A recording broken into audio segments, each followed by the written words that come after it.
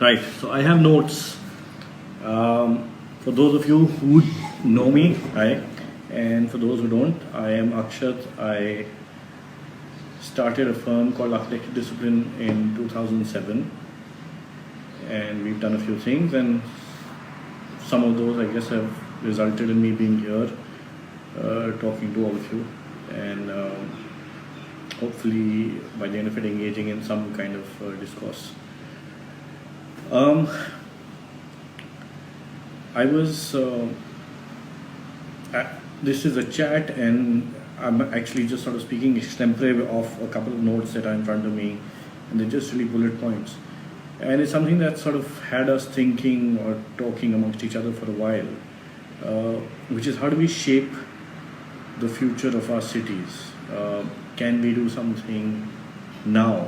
And by now, I don't want to overemphasize on what's happening, what our current, COVID-19 based situation is. I just mean how we've made our planet fairly uninhabitable over the last 20-25 years. And to me, the discourse starts with how, as I remember it, architects used to be technocrats, and they weren't all only solving a client's problem or serving a client. Architects were creating narratives, creating visions for a future. There was a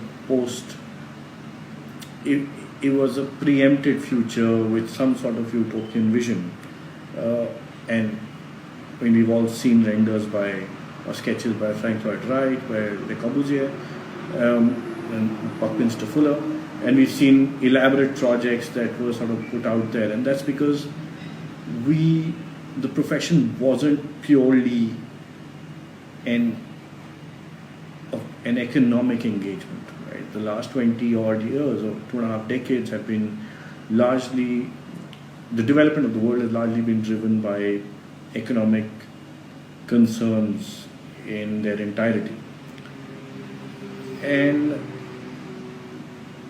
I feel it's about time that we go back to our roots a bit, just sort of revisit. I think a lot of good things have come out of the last 2.5 decades. I can't say not. I think we've really, really refined some levels of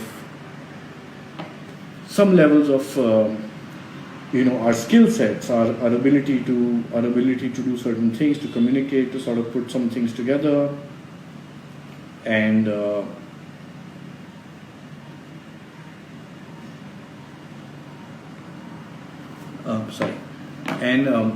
to be able to be able to communicate certain ideas to a paying client, and I think also to be able to communicate within the fraternity as such.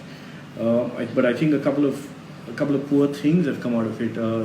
So much so that we've lost the ability to criticize each other. We only want to talk to people who want to hear what we're saying. We only want to talk to people who are in agreement with us. We're almost afraid of critical dialogue. We're afraid of criticism. We're afraid of sort of bearing ourselves out. We're afraid of talking to people who might be smarter than us often, or we're afraid of talking to people who we consider are not as smart as us. And that's resulted in us sort of taking a profession which has very, very deep roots, which is a very old profession. It goes back, it's probably one of the oldest professions in the world, and we sort of thinned it out to become a mere service more than anything else. So we've and I think, and that's what I also said. I think we need to stop rendering a service at some level, and we need to change the process so that our contribution is a little more relevant, a little more positive, or a lot more positive, and we go back to what architecture was meant for. It was meant to make your life feel better. It was meant to move your spirit, and I don't mean that in a deeply spiritual way. Also might be true for some, but I don't mean it in a religious, spiritual way. And it's supposed to give you certain things that are immeasurable, right? And and create a built environment that is sort of intellectually charged and engaging and positive. And that takes us into two paradigms or two different sort of directions. That's what we see at architecture discipline. There's one which is what we believe is the new architect sort of moving forward, making progressive buildings with complex programs, and sort of what you would typically call a greenfield project. But we've also recently discovered that preservation can be a path forward for us, and we've found domains of architecture that are beyond just simple multiplication of all kind of a rubber stamp multiplication of things, or going down like an egotistical architect, sort of breaking what existed and sort of rebuilding from scratch. We've started engaging in projects that are adaptive reuse, addressing ruins, addressing things that did exist in the past that were maybe remnants of a culture, of a remnant of a, at the highest level, the remnant of a civilization,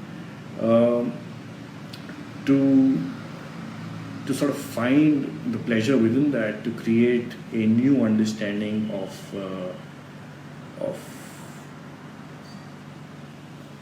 modern age living. And because at the end of the day, someone spent a lot of time building, creating a physical environment, and that it survived a couple of decades or a few centuries is telling on what actually has been done. And there is a poetic angle to it, and there is also a pragmatic side to it. How much more can we really consume? How much more mining do we need to do? How much more oil do we need to consume? How much natural, eventually whatever resource is processed and brought out to us as part of the construction industry or the building industry is consumption driven.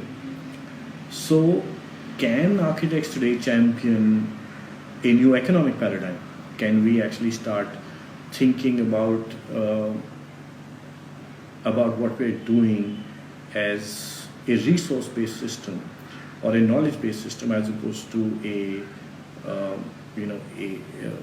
an economically driven paradigm? Can we start creating things that have deeper meaning? Can we start creating things that can we start looking at the past specifically to start to reinterpret it, to recreate objects so that we can actually find a new dynamic idea for sustainability that engages with the past, as opposed to just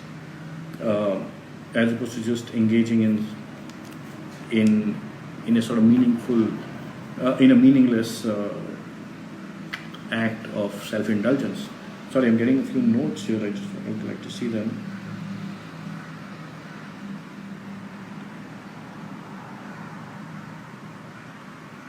Okay, guys, that's distracting. Sorry, you know who you are, and don't do it. I think the way we need to start seeing things is how we need to start looking at development now for the future is that while there will always be a need for inspiring tools, inspiring technique, there is a sort of plateau that current technology has brought us to, and it's brought us to a point where our interpersonal communication is kind of decaying, right? And I'm going to try and share an image if I can with you guys. I'm doing this for the first time, so please excuse errors. And Apple's letting me down by not updating things fast enough. But if you can see that, now I need help. Can someone say yes? Great, thank you. So that's our typical engagement at a dinner table, and I feel that I think architects are not reacting to that fast enough. I think it's about time we do, and maybe that's the way.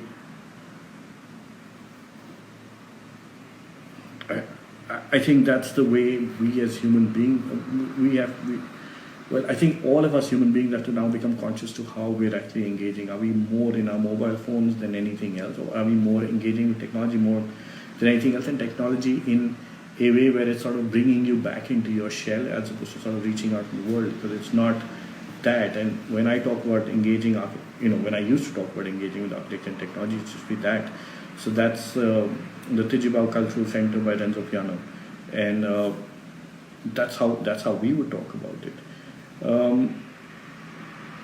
Now, as architects, I think it's important for us to understand how we are making the planet sort of unidimensional and non-engaging. And can we at least go back, start looking at how we really want to engage with sustainability and sustainable development? Can we add a dimension of preservation to it, and can we start looking at projects or beautiful old settings and sort of start creating them in or setting them out in a new paradigm per se for a new world? This image is from Calcutta, and it's a project that we did a couple of years ago, where we started a project a few years ago to sort of to show what was a 5-star hotel in a new light. I mean, and we take 5-star hotels because sometimes those are projects that allow us the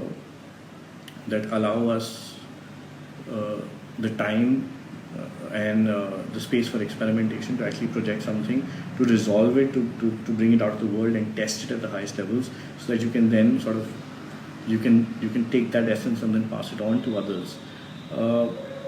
But that's just sort of a method statement or a technique per se. But eventually we did realize that what's happening, no matter what we do, no matter how nice a building we create, our cities end up looking like this. And that's because for some reason, when we're in architecture school, you believe that the idea of architecture is a glorified ghettoized idea of architecture, and anything else that you will do will actually just be is a sort of egotistical engagement. But I think we need to wake up, because what's happening now is it's sort of this sort of ignorance from the side of architectural academics, and the lack of engagement in meaningful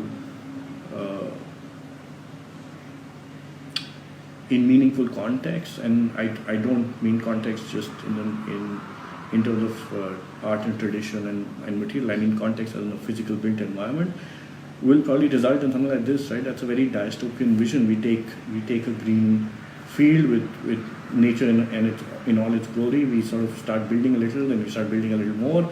Eventually, we say we've run out of natural resource, and finally we're taken over by nature because there is no way to preserve it or sort of continue with it. And I think that that it's important that we now we look at preservation. We look at it because it's a lot easier to do. You're not consuming resource as much as you would otherwise. This is what I'm showing you on the screen now is an example of a project that we engaged in a few years ago. It's in Jodhpur, and we did a little study. We found a small part of an old city. We realized it doesn't cost us too much money, and it doesn't take too much effort. I mean, it takes a little bit of intellectual effort, but not so much physical effort. A lot less compared to actually building new. Sort of sandblasted it out and created a nice and recreated or re-energized an old Bauli or an old stepwell, which resulted in the creation of a couple of other sort of cafeterias or spaces, sort of commercial establishments that would then tell people the narrative of the old city, and also allowed occupation, a meaningful occupation for other occupants of the city. What that actually meant was taking buildings that have decayed over the years, have been abused through the past, generational changes,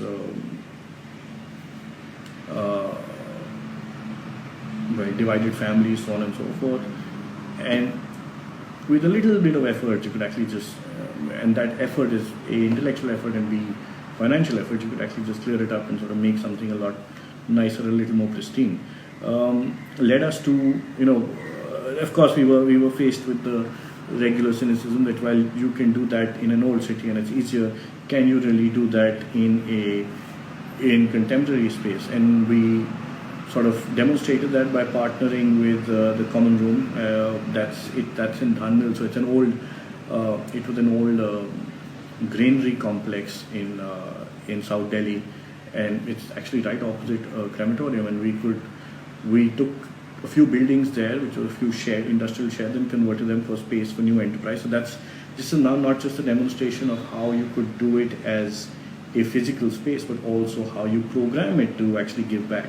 So this is a place for new enterprise. Anyone who needs mentorship, anyone who needs to learn a little bit or needs a little guidance as sort of an idea, but says, I don't know how to take this idea forward. Can someone help me out? So it's there for that. It's there for discourse. It's there for people to bring out new, to start talking about new ideas and new directions that they may have been engaging in. So it's not formal research. It's not a formal institution, but it is something else. Another example of that was what we did with Oyo, where we actually said, you're a great, they're a great platform, but they didn't really have a product. And we said, can we take the platform to actually start cleaning out the city? So it was a city takeover or a clean out through subterfuge, where we gave them a catalog and we said, well, next time you have an opportunity, why don't you sort of clean up a building and plug in a little bit of sort of IT into it, but more importantly, sort of find inexpensive ways to clean it up, so that you're actually giving back to the pavement, because there's a lot of engagement that really happens. I mean, that's our visual clue when we're walking through a city, right? It's the space between the street and the space between the street and the building and the pavement, and that's actually where our experience of a city really happens. So what we could do through this was demonstrate how you can take old, what we think are not usable buildings anymore, typical 300, 400, 500 square yard plots that people break down and sort of make brand new homes that they break down again after 10 years, and then come to architects like us and say, I made a house 10 years ago and it's not livable anymore, or I've outgrown it. My parents' house is, I think, 50 years old, and I still don't think I've outgrown it. And it's not like it's been the same. You upgrade it, and so there are incremental upgrades, and there are slightly larger upgrades. But how can we sort of engage in that?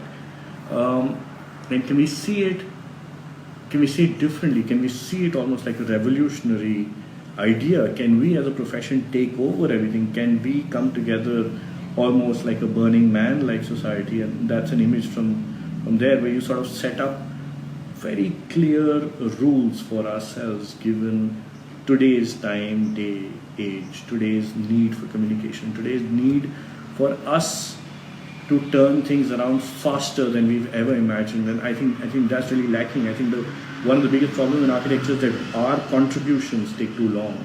The realization of our contributions take too long. Can we come together or start a movement in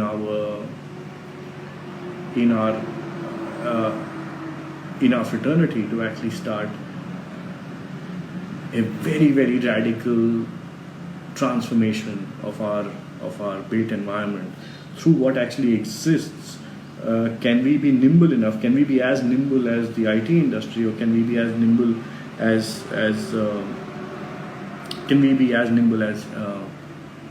the advertising industry? I mean, after all, the Burning Man demonstrates it every year, and if they can set it up for it to be safe, habitable within a few months every year, and sort of create absolutely extreme cutting edge built environments for a short while, can we actually do something with it? And through whatever we have. I mean, in our studio now, we're doing exercises on Rhino and Grasshopper and whatnot, and you're programming stuff. So if you can program, if you can look at programming new skins and new buildings, can we sort of stop investing our energy in veneering over elevations as if, or build fabrics and buildings as if they were textile and nothing more than that? And can we actually look at context beyond just what is immediate past? Can we look at built environment as serious legacy and address it in a more meaningful manner? Because we're now in a decaying society, and we have to reflect on that decay. We have to see how architecture can become a sort of technocratic art again, which can show us a way forward. Can we move away from our ghettos and become a more organized fraternity, so that we can stop being a polluting industry anymore? Can we start looking at preserving what we have in a more meaningful way to give us a path forward? Okay, I'm going to end this, and I will open out comments now.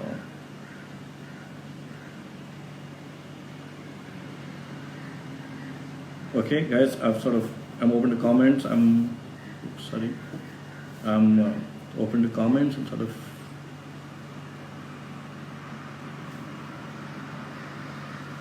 done with this. I have a few questions. It's a pity that I can't hear anyone talk. There should be a way to do that.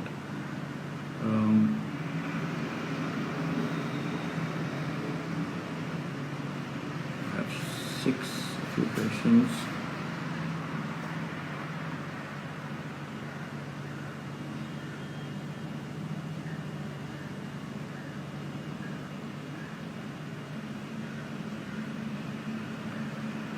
So, Harini Kumar has asked me a question. She said, how can a young architect put themselves out there? Do you think starting a YouTube channel will help? Okay, I'm not the right person to answer that question. I don't believe social media is the way to really put yourself out there. I think we need to, I think the first thing a young person has to do is find themselves a mentor of some sort, a place where you can engage yourself long enough for a few years, a studio that you feel is that can sort of give your architectural spirit some direction. And I think it's only after you have something meaningful to say, and that's been tested and reviewed by serious enough people, that you need to find a medium to sort of start communicating it.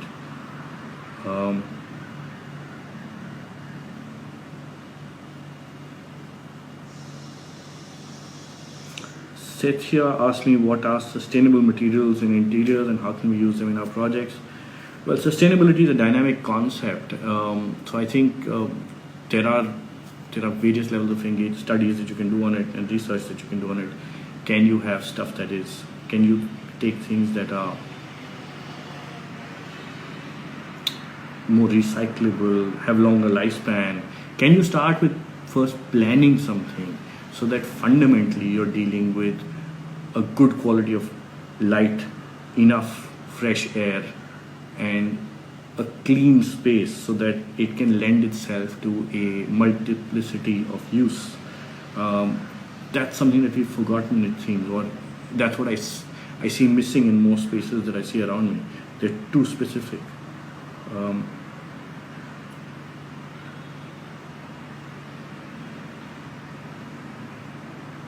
How do you believe AI would change the way we design?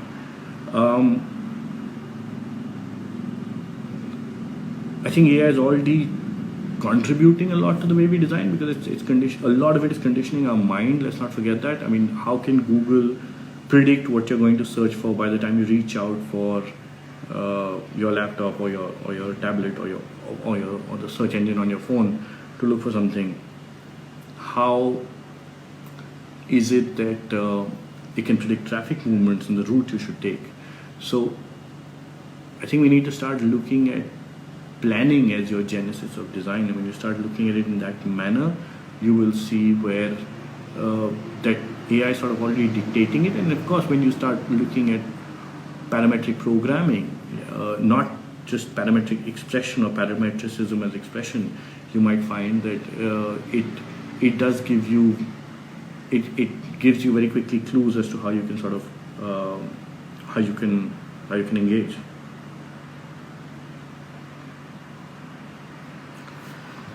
Materials of the future. I think materials of the future are, into a large part, materials of the past, but I think the biggest material of the future is your knowledge base. I mean, the resource of your knowledge base. So can you start sort of combining? Can we start using things like carbon fiber and sort of higher performance and glue laminated timber and such? Of course we can. I think the approach to finding a new material is really an approach that sort of gets you something. It's not the fetishizing of the material itself that leads you somewhere.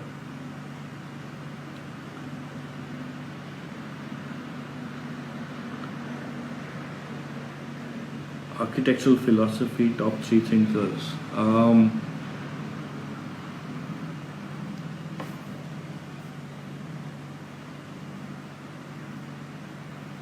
Well, Buckminster Fuller for one. I think Ron Heron for another, and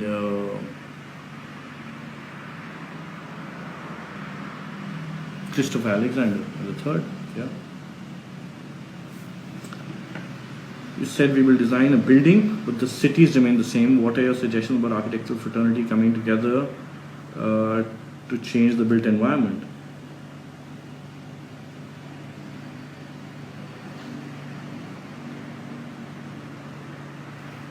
I think the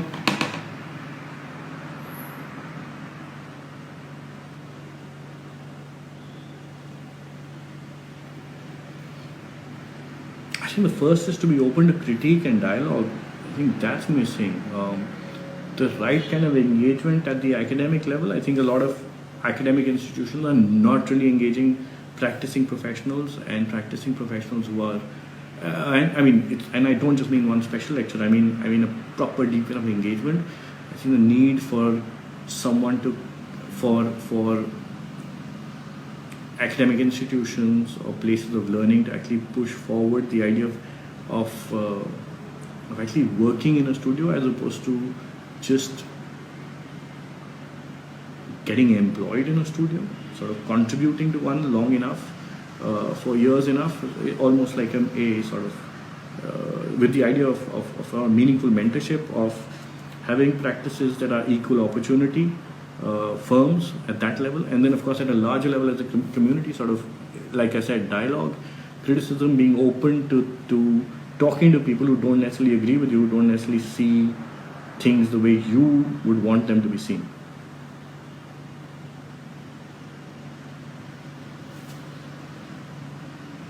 How do you propose a way to slow down technology or use it to increase interpersonal engagement? I think, look, technology, we don't get to vote on whether it changes our lives or not. It is here to stay, and it will. And I think and everything is technology, right? I mean, even the burnt clay brick was technology at one point in time. It was the highest level of tech a few thousand years ago. So why are we so averse to it? I think what we're doing is trying to slow ourselves down. We need to really start playing catch up as a fraternity. I think from the moment we start conceiving an idea to communicating it, and that communication, once that is overhauled, that first within our own selves and as individuals, and then within the fraternity, and then engaging outside the fraternity, we might end up creating new meaning for ourselves. At the moment, by constantly criticizing it or trying to ignore its presence in in our milieu, or saying it's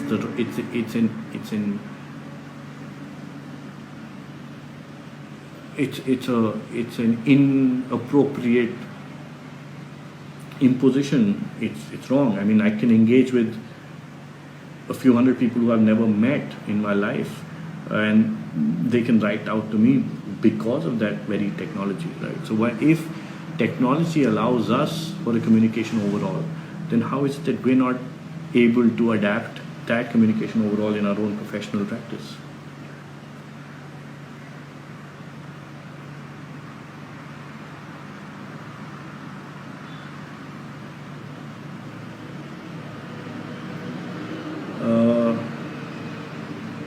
Architecture in a city like Delhi, where the built forms are non-interactive and self-centered, what kind of architecture would imply otherwise? What is that an architect could do? I think we need to start designing the spaces outside the buildings. I think the space between buildings is as important as the space within buildings. I think that's something that we've ignored.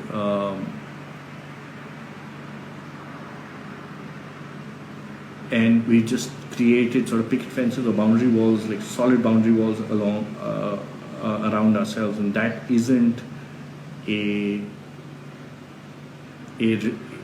sort of engaging paradigm, right? You can't really go and make walls around yourself. And let's not forget, large parts of cities, the majority of cities is actually placed for just habitat and not work engagement. Why do you think ancient buildings last longer than what we have today? Is it more sustainable than what we pursue in today's architecture? No, like I said, I think I will maintain that sustainability is a dynamic concept. What might be sustainable living is simply about is simply development, or sustainable development is development that will meet our needs without compromising the ability of future generations to meet their needs. And that's a dynamic idea. It's not about building a certain way, and I think it has a lot to do with our patterns of consumption. So if you have something old, you have something that you can preserve, you'll find it. You just have to find the ability in yourself to look at for the good in things, just the way you have to find the ability in yourself to look at the good in people. And once you do, you'll see that you can take an old, what would otherwise seem dilapidated or non-recoverable built resource, and sort of convert it into something that's usable. And like I said, I think our project at the Grand Calcutta, the JDH project at Jodhpur, and the Dhan Mill project are three different examples of it. And I think the easiest way to engage in it for a young architect is to engage it in people's homes. So when someone comes into you and says, I want to bring this is an old 30-year-old building or a 15-year-old building, and it's made distastefully, I would like to bring it down. I think the first thing you should do is see what you can preserve there, because even in what may seem nondescript and not special, there is something to preserve. And we need to stop being biased about what we believe is special.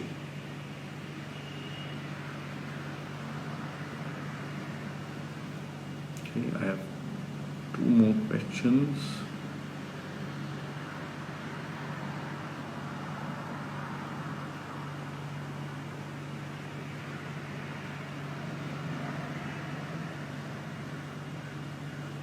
Is there always a need to have a concept to design anything? Well, I think for lack of a better, I think concept's a much abused word. You definitely do need to have. It's better if you have a narrative, and the narrative is not a literal storytelling narrative. It's really better if you have something that you can sort of engage with in a to hold to be able to that helps you filter out ideas and sort of take the ones that are stronger and that will actually contribute to, as opposed to having ones that are just that are just sort of trickier in telling what you may say are design gimmicks.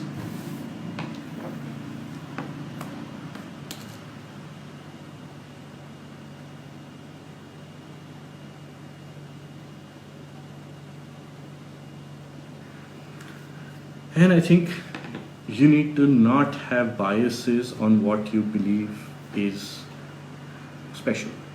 I think everything will has anything that's been created can be preserved. There's very little which is absolutely awful that needs to go. So that I think a conceptual framework also helps you do.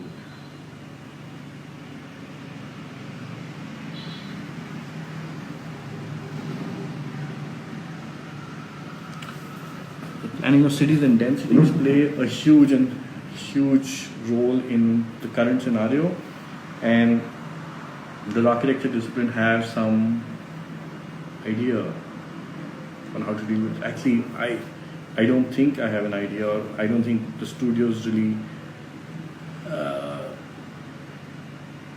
I think the studios really just absorbing it right now to see what's happening. It's a 1 in 100-year occurrence. So do we need to react to it today?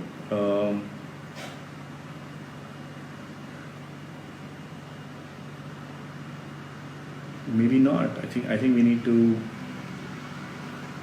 I think we need to absorb the length and breadth of what really is happening at the moment to be able to before we determine our reaction to it. Sakshi Saxena says, why are all your clients upper class? I have no idea. We don't select client per class. I think but it's an interesting question, because I think we need to understand what we are doing as architects, right? So while you may engage with architecture for 99% of the population through larger scale work such as master planning and housing and whatnot. When you do individual homes or you do smaller level developments, you have to engage with people who are sort of engaging you, and that's one financially, and that's one of the points I made earlier, that I think the last 25 years, and it's not just in India, it's across the world, the last 25 years of development have been dictated by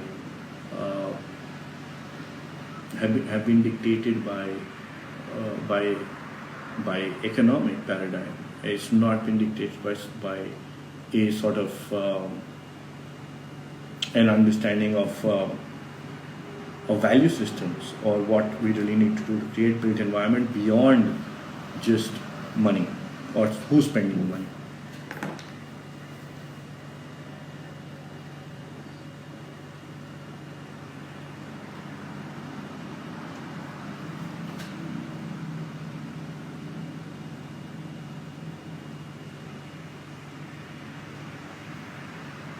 Okay, so I think I've gone on for 45 minutes, and I should. Okay, Nidhi, I hope you can hear me, but that's about all I have time for, and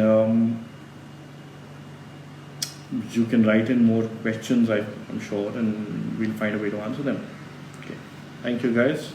Thank you for being here. Bye.